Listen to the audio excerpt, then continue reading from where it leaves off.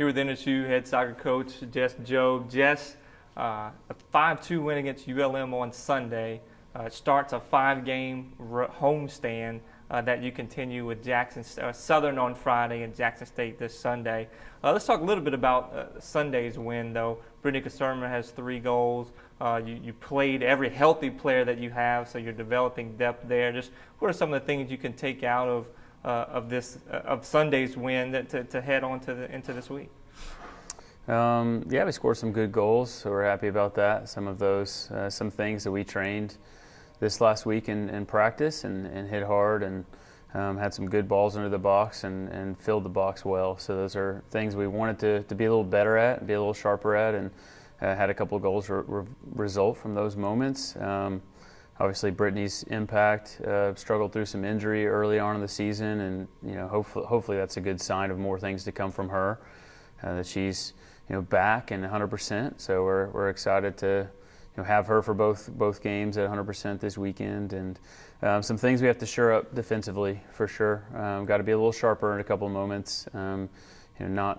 Not particularly pleased with a couple goals we gave up. We always want to be a tough team to score on, and think we need still have some things to work on there. But a lot to take away. More so on the offensive side. Had some scored some good goals, a variety of different goals, and that's always a positive. So hopefully we're confident on that front going into the weekend.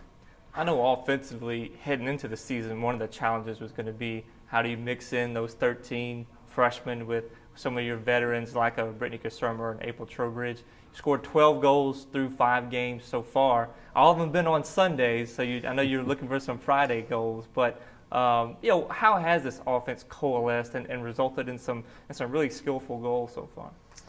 Yeah, I think it's always a good sign when you see a lot of different names on the score sheet. We're getting contributions in goals from a lot of different players, and freshmen are starting to come on and make their contributions there as well, and two more, and Natalie and Norma getting there first this last weekend. So I think that's always a really good sign, is that we're spreading the responsibility out. And we got a lot of players involved and a lot of players who can pose threats, and we're scoring a variety of different goals. So teams have to figure out how to stop us in a lot of different ways, and figure out how to limit us. So we're showing we can be dangerous. We have a lot of different players starting to pitch in and be dangerous in that way. So we're just looking to continue some of that. But I think it's good to see. Obviously, it's a positive. I think 12 goals, that's averaging more than 2 goals a game. So we're pleased about that. Again, I think positives there, but we want to get where we want to get this season. We're going to have to be clean on the defensive side, and that's still going to be where our focus is in training. But definitely, to win games, you got to outscore opponents. So we'll take as many goals as we can get. Your 2 opponents this weekend, Southern and Jackson State. Jackson State took Nichols to overtime this past weekend, scoring a goal. Especially defensively, what are some of those things that you're really looking for and things that you hope to improve upon as these younger players get more playing time? We're getting into the stage of the season where some injuries and fatigue starts to set in. So we've had to move a lot of different pieces around in our back line. So that's important for us, is to have just some consistency back there.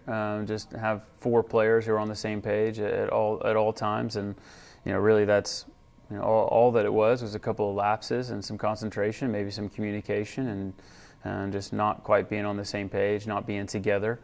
So we've got to be that first from a back line, and then Weaver and her contribution. She's been sitting in front of that back line as our defensive mid, and just having those 5 players, really be tight and communicate well and be on the same page. And we've got to be organized, in the back first. But I think it's also making use of opportunities to clear. A couple of those goals came from some missed clearances, came from having the opportunity to get it out of the box and clear it up, and not taking full advantage of those moments. So we got to be a little cleaner, have a little bit higher level of concentration in some of those moments when we're under pressure and you get the ball out and clear our end. But they're little things. That's the good news, and that's what we tell our team all the time. The good news is when we're watching these moments on film and we're reviewing these moments they're fixable things. There's nothing that we can't overcome, nothing that we can't address in training and get better at. So that's again something we'll be looking at this week is